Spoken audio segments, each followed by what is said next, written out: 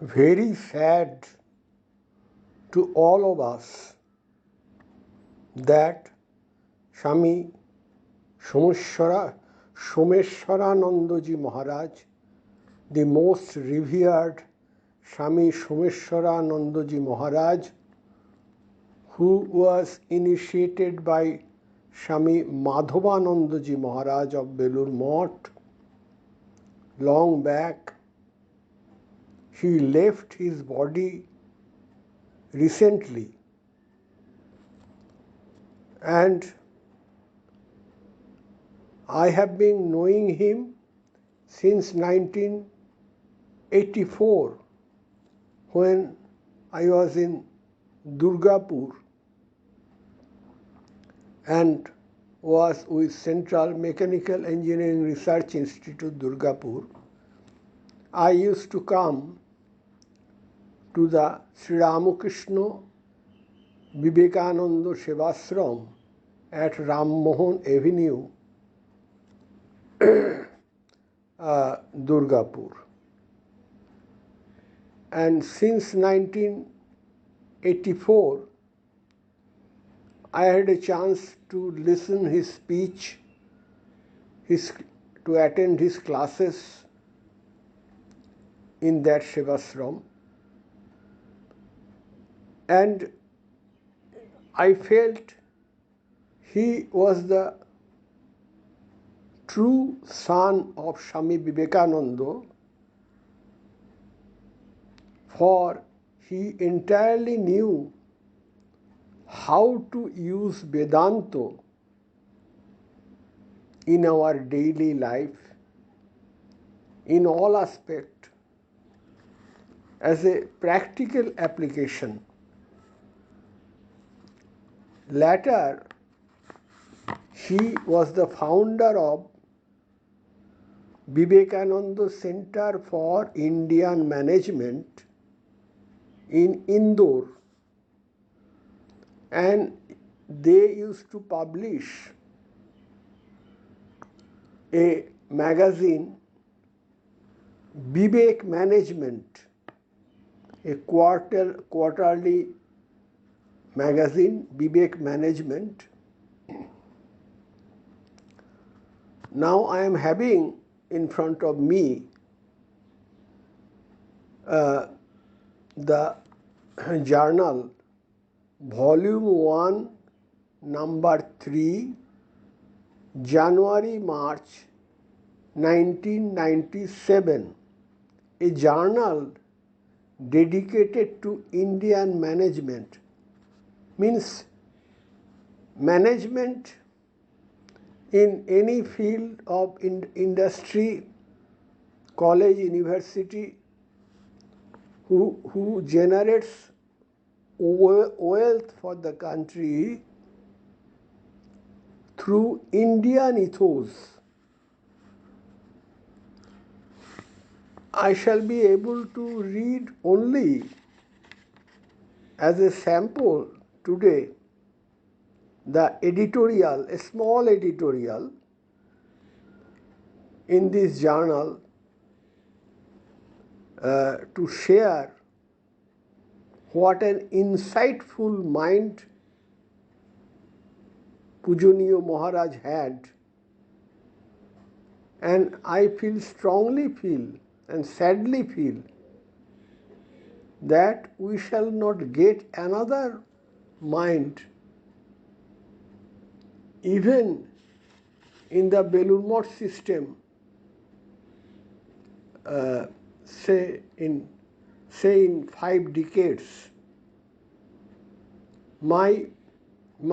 Through this reading, I am offering my prostrate to the memory of Swami Someshwaranandaji Maharaj, popularly known as Amitabha Maharaj. He was from the formal field of chemistry. Anyway, no more talk from me. Now I shall read a small piece from this Vivek Management Journal, the editorial that I have mentioned already, January-March issue 1997.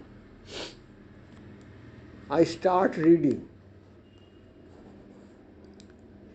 I felt from the day I was hearing him that all his wording, thinking, contemplation was every moment creative.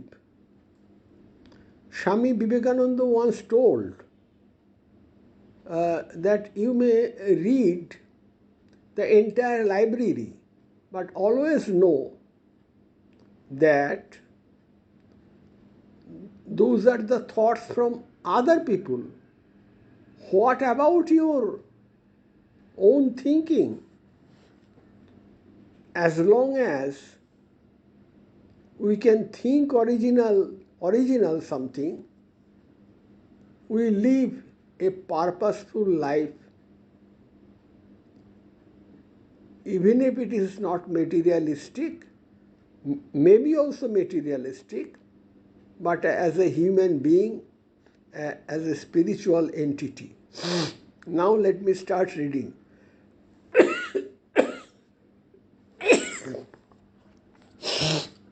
Editorial. A leading pharmaceutical company, we were conducting an in-house program for the middle management group.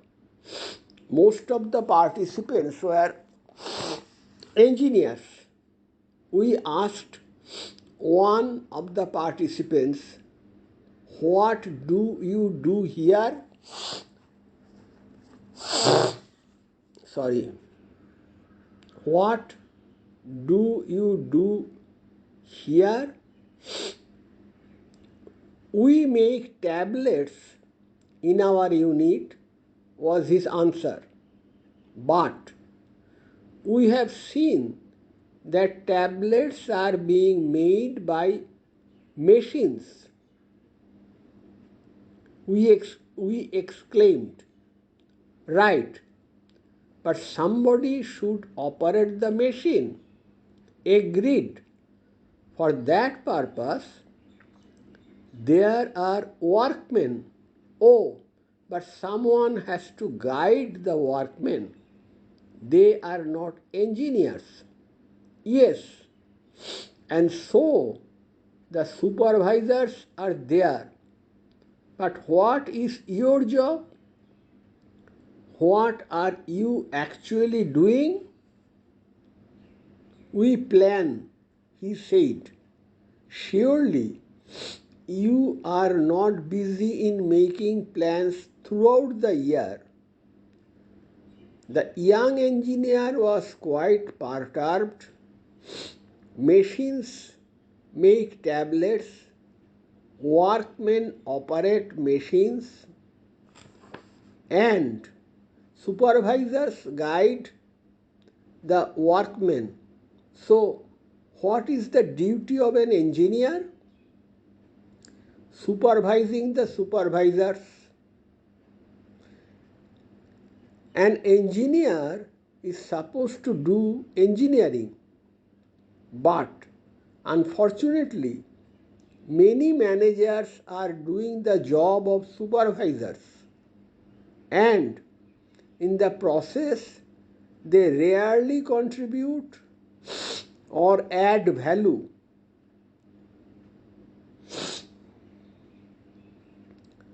In the pyramidal structure, there are mainly 4 levels: top management, managers, supervisors, and workmen. What are their respective duties? Top management is to dream. They should be men of vision. Managers are to do 2 things. 1, translate the dream in terms of projects, and to produce the performers. Workmen are to produce results, and supervisor's job is to solve the problems of workmen. Why do most of the managers waste their talent in supervising the supervisors? Why do they rarely add value? Why the Indian engineers in most of the areas failed to develop indigenous technology? Why most of them are busy in routine work? In an automobile industry, while conducting an in-house program for the senior executives, we ask them, how much of your time are you busy in creation, in adding value daily? Surprisingly, one who was the most creative in the group was spending just 1.5 to 2 hours daily in adding value.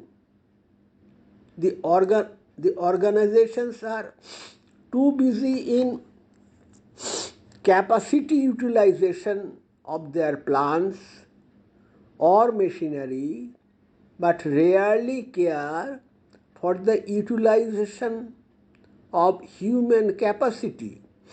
They care for waste management in the areas of materials, products, time, and money, but do not give much importance to manpower waste management.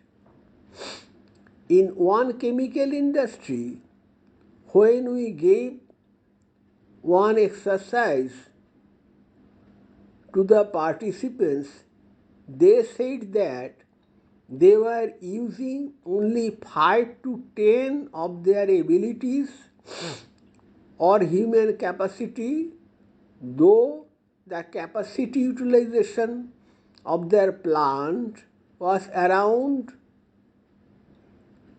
115%, 115%.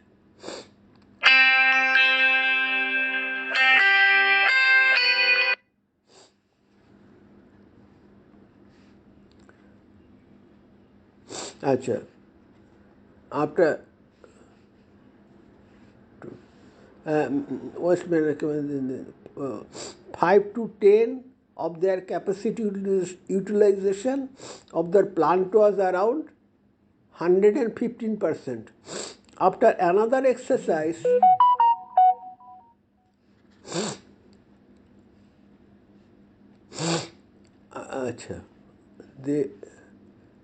after another exercise in the same in-house program, they decided to increase their human capacity utilization to at least 15% in 1 year. In Indian industry today, neither technology nor cash crunch is the main problem. It is the crisis of leadership. There is difference between a manager and a leader. A manager is too busy with turnover. A leader focuses on tapping the potential of his people. Manager motivates, leader inspires. Manager orders, leader sets example. Manager makes money, leader generates wealth. Manager competes, leader cooperates. Manager demands, leader sacrifices. Manager makes people produce, leader asks them to create. Manager manages the present, leader creates the future. To be a manager, you need brain. To be a leader, you need heart. Om Sri Ramakrishna Arpanamostu.